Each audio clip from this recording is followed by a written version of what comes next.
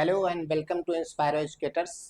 आपका एक बार फिर से स्वागत और अभिनंदन है तुषार आर्या जोन में और जियोग्राफी स्पेशल प्रोग्राम के अंतर्गत।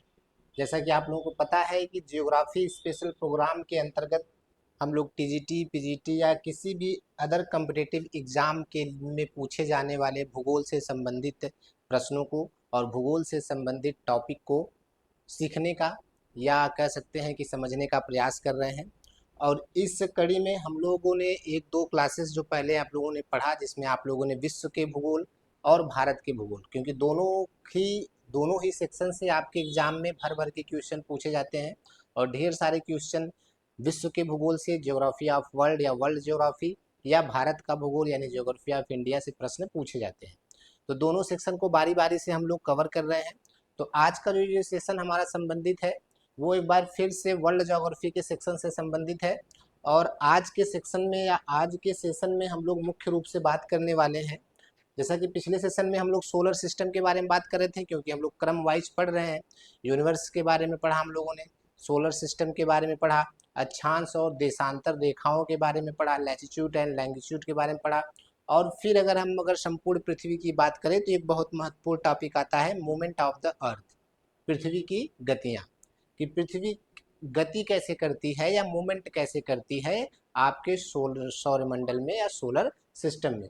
तो आज का जो हमारा डिस्कशन का टॉपिक है, आज हम लोग जो पढ़ने वाले हैं वो वर्ल्ड ज्योग्राफी का ही एक महत्वपूर्ण सेक्शन है या टॉपिक है, जिसको हम लोग मूवमेंट ऑफ द अर्थ या पृथ्वी की गतियों के नाम से जानते हैं। तो उम्मीद है कि आप समझ गए होंगे कि आज हम लोग डिस्कस करने वाले हैं पृथ्वी की गतियों के बारे में। तो आगे बढ़ने से पहले, क्योंकि जो लोग जुड़े हुए हैं वो कम से कम आप लोग शेयर नहीं कर रहे हैं वीडियो, तो ज़्यादा से ज़्यादा शेयर करिए और ज़्यादा से ज़्यादा अपने चैनल को सब्सक्राइब करवाइए और लोगों तक वीडियो पहुंचाइए, ताकि ज़्यादा से ज़्यादा लोगों को बेनिफिट्स हो सके। और जब आप लोगों को फ़ायदा होगा तो मेरा फ़ायदा तो होगा ही ना, इसीलिए कह रहे हैं। ठीक है, तो चलिए आगे बढ़ते हैं। मूवमेंट ऑफ द अर्थ या पृथ्वी की गतियों को अगर हम शुरू करते हैं तो सबसे पहले इस सेक्शन में आपको बताया गया था, पिछले क्लास में जब हम लोग सोलर सिस्टम पढ़े तो वहाँ पर मैंने आपको बताया था कि आपके सौरमंडल में टोटल 8 प्लैनेट है या 8 ग्रह हैं और सभी ग्रह दो प्रकार की गतियां करते हैं। एक तो वह सूर्य का चक्कर लगाते हैं, दूसरा वह अपने एक्सिस या अपने अक्ष पर भी घूमते हैं या घूर्णन करते हैं ना, जिसको आप लोग रोटेशन बोलते हैं। तो अन्य ग्रहों की तरह पृथ्वी भी दो प्रकार की गतियां करती है। पृथ्वी भी कितने प्रकार की गति करती है? दो प्रकार की।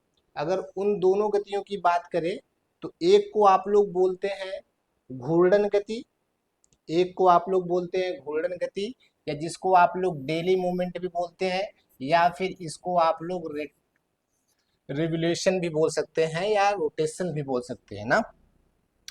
तो घूर्णन गति या डेली मूवमेंट क्या है? दूसरा जो है आपका, उससे भी आप लोग समझते, उससे भी आप लोग परिचित है, जिसको हम लोग परिक्रमण गति बोलते हैं, परिक्रमण गति। ठीक है, अभी इसके बारे में भी हम लोग आगे बात करेंगे, ध्यान पूर्वक बस देखते रहिए तो आपको समझ में आ जाएगा। दो प्रकार की गतियां हैं, दोनों प्रकार की गतियों से आप परिचित हैं। सबसे पहले अगर हम बात करें तो पृथ्वी अपने एक्सिस पर घूम रही है। जैसे आप कोई लट्टू नचाते हैं या किसी बॉल को नचा दीजिए तो बॉल अपने जगह पे घूमती है, तो वो होता है घूर्णन गति। तो पृथ्वी भी अपने स्थान पर या अपने एक्सिस पर घूम रही है, उसी को हम लोग घूर्णन गति बोलते हैं। जैसे कि ये आपका अर्थ है, आप लोग जानते हैं, और ये ऐसे ऐसे घूम रहा है अपने स्थान पर, तो इसको हम लोग घूर्णन गति बोलते हैं। दूसरी जो गति है वो इस तरीके से, सूर्य अगर यहाँ पर बीच में है तो सूर्य के चारों तरफ आपकी पृथ्वी घूम रही है, तो इसको हम लोग रोटेशन बोलते हैं या परिक्रमण गति बोलते हैं, रोटेशन मूवमेंट।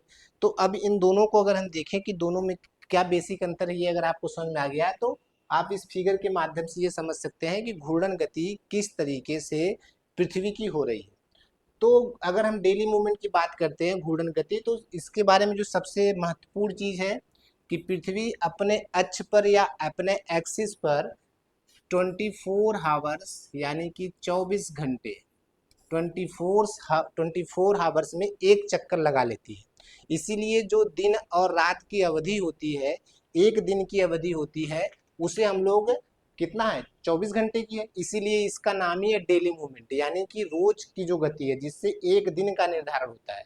तो पृथ्वी जितने जितने समय में एक चक्कर पूरा लगाती है, वही एक दिन का कह सकते हैं कि समय होता है या टाइम होता है। तो एक दिन में आपको पता है कि 24 आवर्स होते हैं, 24 घंटे होते हैं। तो 24 घंटे में पृथ्वी अपने एक्सिस पर एक चक्कर लगा लेती है या एक बार पूरा घूम जाती है। ठीक, तो ये सबसे महत्वपूर्ण चीज थी। उसके बाद अगर आप इस फिगर में देखें तो अगर ये आपका अर्थ है, जनरली आप लोग अर्थ से परिचित ही हैं, बहुत दिन से बात हो रही है तो पृथ्वी से तो परिचित हो ही गए हैं।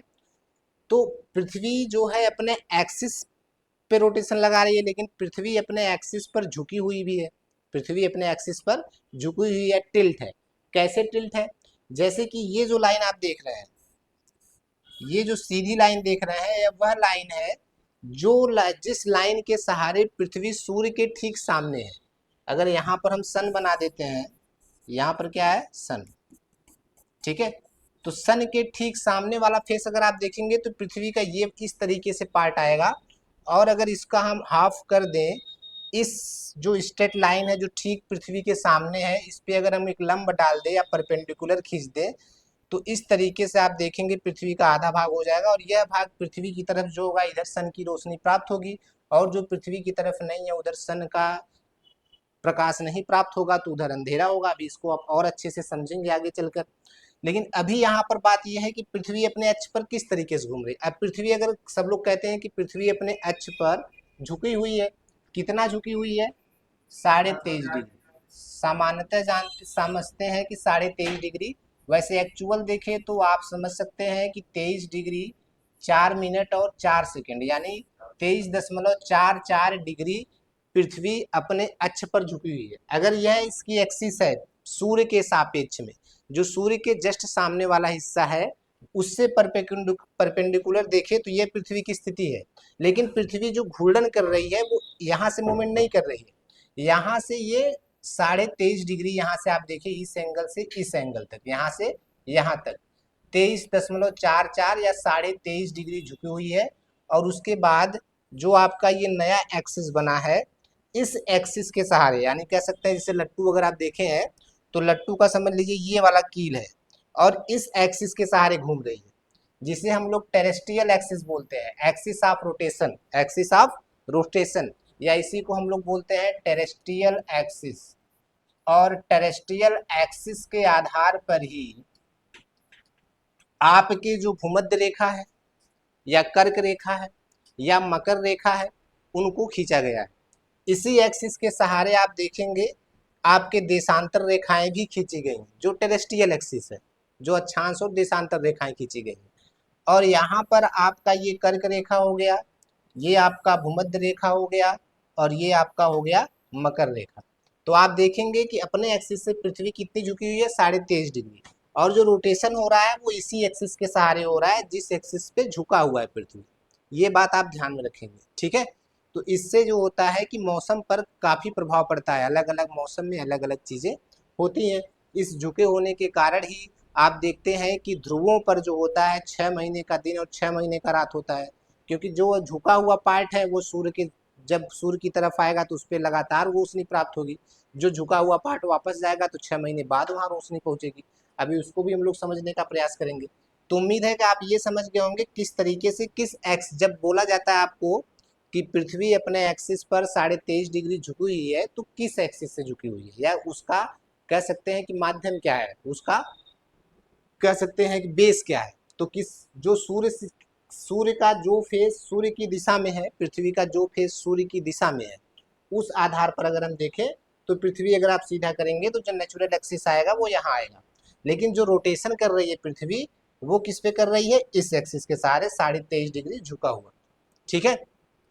तो इसे बोलते हैं हम लोग घूर्णन गति या फिर डेली मूवमेंट ना, घूर्णन गति या डेली मूवमेंट, जो पृथ्वी अपने एक्सिस के सहारे अपने एक्सिस पर घूम रही है लट्टू की तरह, उसे हम लोग बोलते हैं घूर्णन गति। घूर्णन गति का जो टाइम पीरियड है वो 24 आवर्स है, यानी कि 24 घंटे में पृथ्वी अपने एक्सिस पर एक चक्कर लगा लेती है, जिससे दिन और रात, एक दिन और एक रात का निर्धारण होता है, ठीक। अब अगर हम आगे बढ़ें और दूसरी बात करें कि दूसरा जो आपका गति है, ये तो पहली गति हो गई। अगर हम दूसरे गति की बात करें तो वो होता है रेवोल्यूशन, या जिसको हम लोग बोलते हैं परिक्रमण। आपका एक रोटेशन हो गया जिसको आप लोग घूर्णन गति बोलते हैं, ना। रोटेशन के बाद, रोटेशन आप लोग समझ गए जिसको आप लोग घूर्णन गति बोलते हैं या डेली मूवमेंट बोलते हैं। उसके बाद आपका आता है रिवोल्यूशन, या जिसको आप लोग बोलते हैं परिक्रमण। रिवोल्यूशन या परिक्रमण। रिवोल्यूशन क्या होता है कि पृथ्वी की वह गति जो वह सूर्य के चारों तरफ घूम रही है। यानी सूर्य है यहाँ पर आपका, मान लीजिए सन है, और सन के चारों तरफ ये जो पृथ्वी का कह सकते हैं हम, पृथ्वी का जो कह रहे हैं मूवमेंट हो रहा है, इसको हम लोग क्या बोलते हैं, इसको हम लोग क्या बोलते हैं, परिक्रमण। क्या बोलते हैं, परिक्रमण या रिवोल्यूशन ना। सन के चारों तरफ इस रूप में पृथ्वी कह सकते हैं घूम रही है। सूर्य से पृथ्वी की दूरी हर समय बराबर नहीं होती है, क्योंकि जो पृथ्वी सूर्य का चक्कर लगा रही है वो प्योर वृत्त या सर्कल के रूप में नहीं लगा रही है, परवलयाकार में लगा रही है, अंडाकार कह सकते हैं इसका पाथ है, जैसा कि आप लोग देख रहे हैं। ठीक है, अगर ये सन है तो अंडाकार इस तरीके से पृथ्वी का पाथ है। तो हर समय सूर्य से पृथ्वी की दूरी एक समान नहीं होती है, तो इसको भी एक विशेष नाम दिया गया है जिसको आप लोग बोलते हैं पेरिहीलियन और एफहीलियन। ये भी कई बार एग्जाम में पूछा गया है कि पेरिहीलियन और एफहीलियन क्या है, पेरिहीलियन और एफहीलियन क्या है। तो अगर हम पेरिहीलियन की बात करते हैं तो पेरिहीलियन पृथ्वी की वह स्थिति है जब वह सूर्य के सबसे नजदीक हो। सूर्य से पृथ्वी की निकटतम दूरी, सूर्य से पृथ्वी की निकटतम दूरी,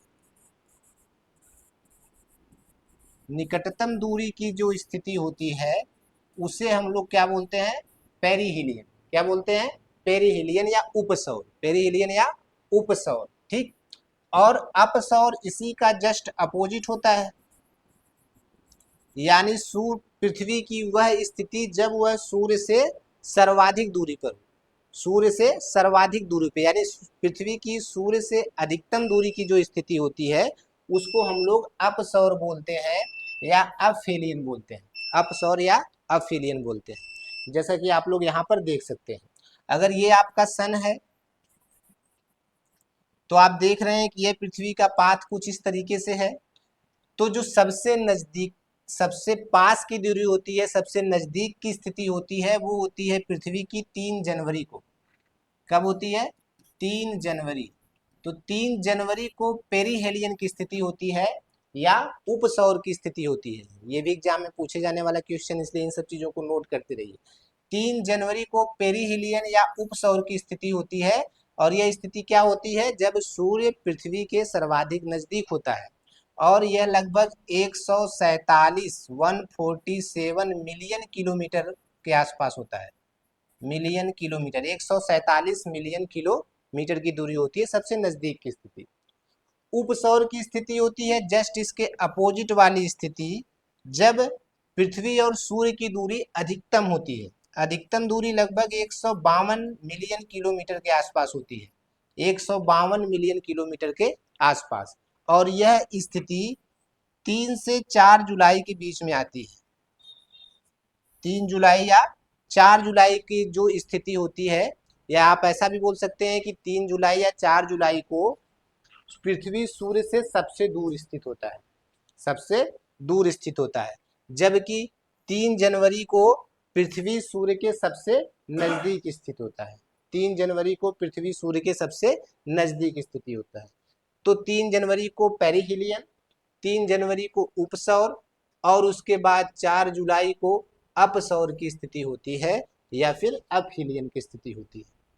ठीक है, तो उम्मीद है कि आप घूर्णन गति, डेली मूवमेंट भी समझ गए होंगे, और उसके साथ साथ रिवोल्यूशन या परिक्रमण भी समझ गए होंगे, और अपहीलियन और पेरिहीलियन क्या होता है इसके बारे में भी आपको जानकारी हो गई होगी। ठीक, अब पृथ्वी से गति से संबंधित कुछ और चीजें हैं। इन गति का प्रभाव कैसा पड़ता है, तो इन्हीं गतियों की वजह से आप कह सकते हैं, इन्हीं गतियों की वजह से जो आपके यहाँ मौसम में परिवर्तन होता है वो होता है।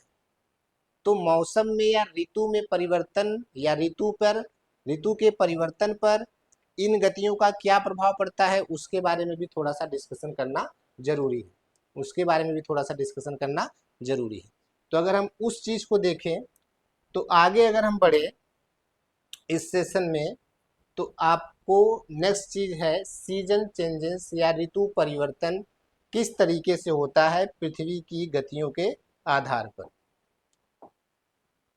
पृथ्वी की गतियों के कारण किस तरीके से मौसम में परिवर्तन आता है। तो अगर आप ऋतु परिवर्तन के बारे में देखें तो पृथ्वी की गति की 3 या 4 स्थितियां हैं। उन चारों स्थितियों में ऋतु परिवर्तन होता है, इसलिए आपके यहाँ 3 या 4 सीजन भी पाए जाते हैं। जनरली पूरे ग्लोब पर 2 ही प्रकार के सीजन होते हैं। आपके यहाँ मानसूनी जलवायु है तो आपके यहाँ अलग अलग होता है, लेकिन जनरली ग्रीष्म ऋतु और शीत ऋतु होता है।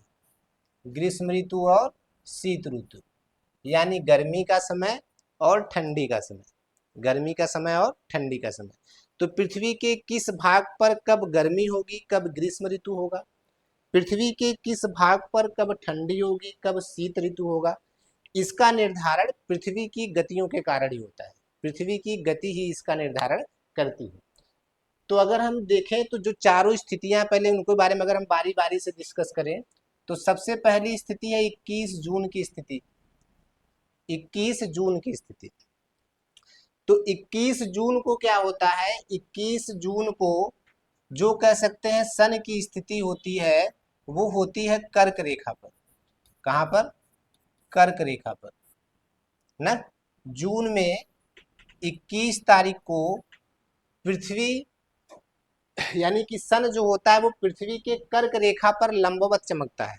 कर्क रेखा पर लंबवत चमकता है मतलब कर्क रेखा पर जो प्रकाश की किरणें हैं वो सीधी चमकती हैं। तो अगर कर्क रेखा पर लंबवत चमक रहा है, कर्क रेखा पर सूर्य की स्थिति है, तो कर्क रेखा के समीप क्या होगा, गर्मी अधिक होगी। यानी कर्क रेखा पर कौन सा काल, कौन सा समय होगा, ग्रीष्म काल होगा। कर्क रेखा किस हेमिस्फीयर में है, उत्तरी गोलार्ध में है। तो जो नॉर्दर्न हेमिस्फीयर होगा यानी कि जो उत्तरी गोलार्ध होगा, जैसे कि आप ये देख रहे हैं ये उत्तरी गोलार्ध वाला रीजन है। तो उत्तरी गोलार्ध में क्या होगा, ग्रीष्म ऋतु होगा, समर होगा। जबकि साउदर्न में क्या होगा यानी कि साउथ दक्षिणी गोलार्ध में क्या होगा, विंटर, विंटर यानी कि क्या होगा, जाड़ा या शीत ऋतु होगा। क्या होगा, शीत ऋतु होगा। ठीक है। तो 21 जून के बाद, 21 जून के बाद फिर आएगा जुलाई, अगस्त, सितंबर। जुलाई, अगस्त, सितंबर। सितंबर में क्या होता है कि 23 सितंबर को, 23 सितंबर को आप देखेंगे कि जो सन के साइड जो स्थिति या सन के ठीक लंबवत जो साइड आएगा वो आएगा विषुवत रेखा। कौन सा, विषुवत रेखा। यानी सन कहाँ पहुंच जाता है, विषुवत रेखा पर। सन तो मूवमेंट करता नहीं, पृथ्वी मूवमेंट कर रही है ना। तो पृथ्वी का वह भाग यानी विषुवत रेखा वाला जो पार्ट है वो सन के अपोजिट में आ जाता है। तो जब 23 सितंबर को आप कह सकते हैं कि विषुवत रेखा पे सन पहुंचता है, आप ऐसा भी बोल सकते हैं। तो फिर क्या होता है कि हर जगह, अब विषुवत रेखा आपका पृथ्वी के मध्य में है, पृथ्वी के मध्य में है तो पृथ्वी के लगभग सभी भागों पर दिन और रात की अवधि बराबर होती है। दिन और रात की अवधि क्या होगी, बराबर होगी।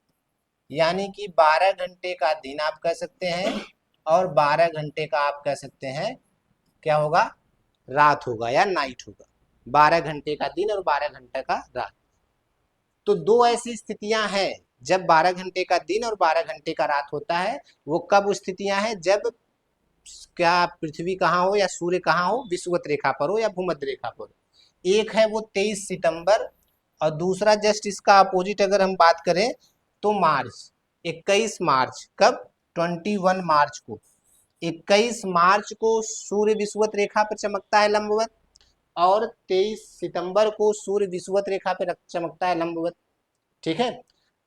और जब वो यहाँ से अगर हमने शुरू किया जून से, भाई जून पे मान लीजिए कर्क रेखा पे था, कर्क रेखा से धीरे धीरे अगर आप देखें इस फिगर से, अगर आपको नहीं समझ में आ रहा होगा तो एक छोटा सा फिगर और बनाते हैं, इसको ध्यान से देखिएगा। आप जानते हैं ये इक्वेटर है, भूमध्य रेखा है। ये उत्तरी गोलार्ध में आपका कर्क रेखा है और ये दक्षिणी गोलार्ध में आपका मकर रेखा। ठीक है। अगर सूर्य कर्क रेखा पर है, कर्क रेखा पर कब है, कर्क रेखा पर सूर्य कब रहता है, 21 जून को, पहली स्थिति। तो जब सूर्य यहाँ कर्क रेखा पर होगा 21 जून पे, तो इस गोलार्ध में गर्मी अधिक होगी। इस गोलार्ध में गर्मी अधिक होगी तो इस गोलार्ध में दिन भी बड़ा होगा, इसलिए पूरे ग्लोब पर 21 जून को सबसे बड़ा दिन होता है। 21 जून को सबसे बड़ा दिन होता है, इसीलिए 21 जून को योग दिवस भी मनाया जाता है। जैसा कि आने वाला है 21 जून, योग दिवस आप लोग मनाएंगे ना। मोदी जी के आह्वान पर 21 जून को योग दिवस के रूप में मनाया जाता है या शुरू किया गया। तो 21 जून को कह सकते हैं कि वर्ष का सबसे बड़ा दिन होगा, वर्ष का सबसे बड़ा दिन।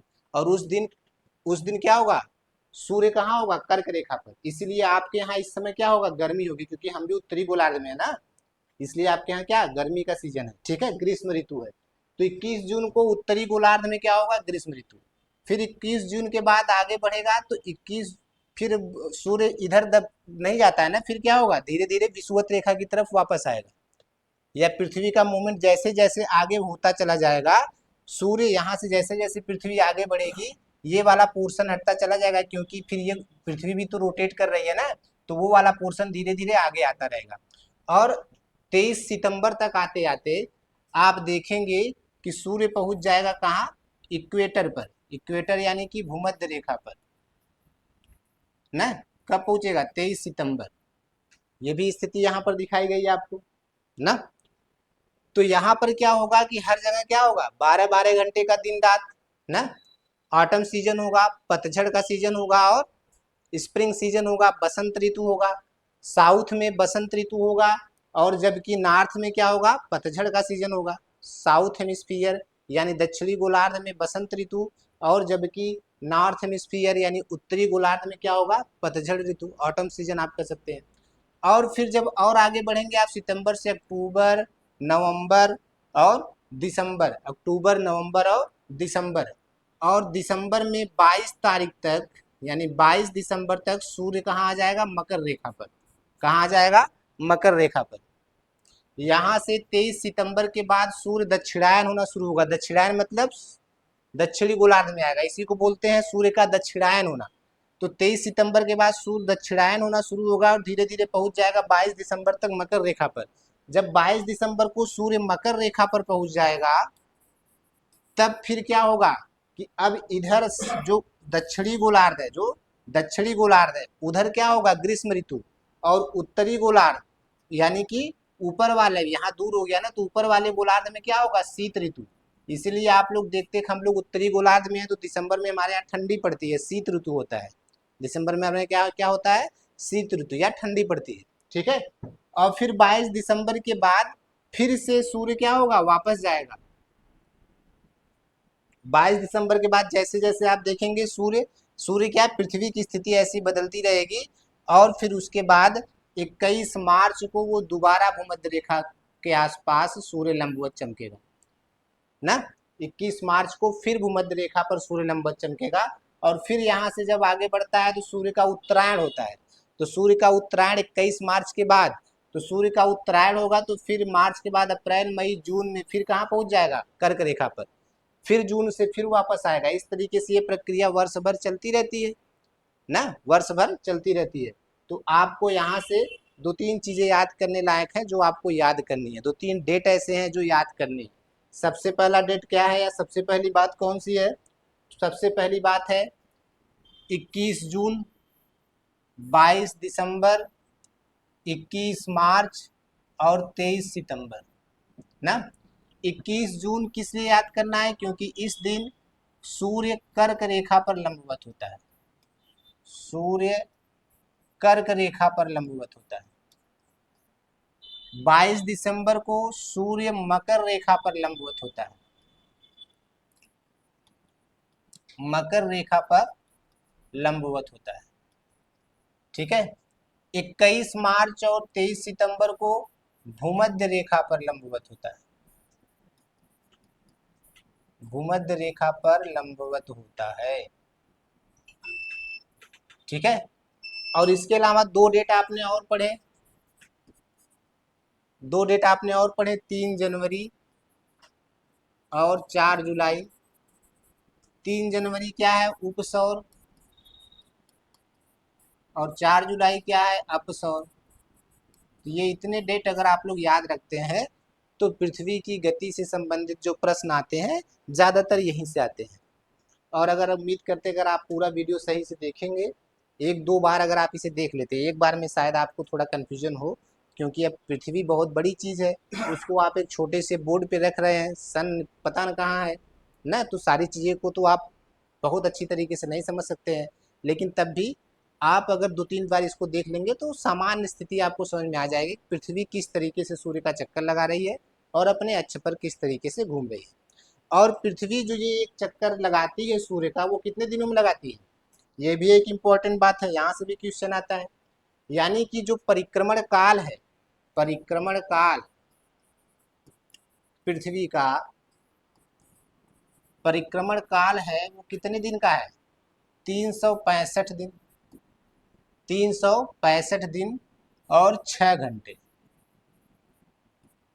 365 दिन और 6 घंटे, यानी 365 दिन और 6 घंटे में पृथ्वी सूर्य का एक चक्कर लगाती है, या एक चक्कर लगा लेती है, आप ऐसा भी बोल सकते हैं। 365 दिन और 6 घंटे में पृथ्वी सूर्य का एक चक्कर लगा लेती है, ठीक है। इसीलिए एक वर्ष, इसी को हम लोग एक वर्ष की अवधि बोलते हैं, इसीलिए इसको वार्षिक गति भी बोलते हैं। क्या बोलते हैं, वार्षिक गति। तो परिक्रमण को हम लोग वार्षिक गति बोलते हैं, घूर्णन को हम लोग दैनिक गति बोलते हैं, जिससे एक दिन का समय निर्धारित होता है, इससे एक वर्ष का समय निर्धारित होता है। इसीलिए आप देखते हैं कि जनरली साल में 365 दिन होते हैं, लेकिन ये 6 घंटा भी तो है, 6 आवर्स भी तो है, इसीलिए इसको 6 घंटे 6 घंटे 4 साल में कितना हो जाएगा, 6 गुणे 4 यानी कि 24 घंटा। तो जब 24 घंटा पूरा हो जाएगा तो एक दिन बढ़ जाएगा, तो यही हर 4 साल में लीप ईयर्स के रूप में फरवरी में एक दिन का समय बढ़ जाता है, फरवरी में एक दिन का समय बढ़ जाता है। और उस साल जो एक वर्ष की अवधि होती है वो कितना होता है, 366 दिन। कितना होता है, 366 दिन ना। ये एक इम्पॉर्टेंट फैक्ट है, इसको भी आप लोग याद रखेंगे। वर्ष में सामान्यतः 365 दिन होता है, अब 6 घंटे का अलग से दिन बनाया नहीं जा सकता, इसलिए 6 घंटे वो स्टोर होता है। और 4 साल बाद 6 6 12 36 18 6 चौक 24, जब 24 घंटे हो जाएगा तो एक दिन ऐड हो जाता है हर वर्ष। फरवरी में आपको पता है कि लीप वर्ष के दरमियान फरवरी में 28 की जगह एक दिन बढ़ के 29 का दिन, 29 महीने का दिन हो जाता है ना, 29 महीने। इसी को हम लोग अधिवर्ष या लीप वर्ष बोलते हैं, अधिवर्ष या लीप वर्ष, ठीक है। तो उम्मीद है कि आज के क्लास से आपको पृथ्वी की दोनों गतियों के बारे में, दैनिक गति और वार्षिक गति, घूर्णन गति और परिक्रमण गति, दोनों के बारे में आप लोगों को पता चल गया होगा, और उसका किस तरीके से ऋतु परिवर्तन पर उसका प्रभाव पड़ता है ये भी आपको समझ में आ गया होगा। स्वाभाविक सी बात है, जो भाग सूर्य, पृथ्वी का जो भाग सूर्य की तरफ रहेगा उधर ग्रीष्म ऋतु होगी, उधर आपको ऊर्जा अधिक प्राप्त होगी, उधर उष्मा अधिक प्राप्त होगी। और जो भाग सूर्य की तरफ नहीं होगा उधर अंधेरा होगा, उधर अंधेरा होगा तो उधर क्या होगा, उष्मा कम प्राप्त होगी, तो उधर शीत ऋतु होगा, उधर क्या होगा, शीत ऋतु होगा, ठीक है। तो उम्मीद करते हैं कि आज के क्लास से आप लोग गतियों के बारे में समझ गए होंगे, ठीक। तो आज के क्लास में इतना ही, फिर जल्द ही हम लोग मिलेंगे ज्योग्राफी स्पेशल प्रोग्राम के अंतर्गत और एक नए टॉपिक और एक नए कह सकते हैं ज्ञान के साथ। तब तक के लिए आप लोग अपना ख्याल रखेंगे, हंसते खेलते रहेंगे, पढ़ते लिखते जरूर रहिए, डेली कुछ न कुछ पढ़ते रहिए, मेहनत करेंगे तो सफलता मिलेगी, ठीक है। चलिए आज के लिए इतना ही, थैंक यू, धन्यवाद।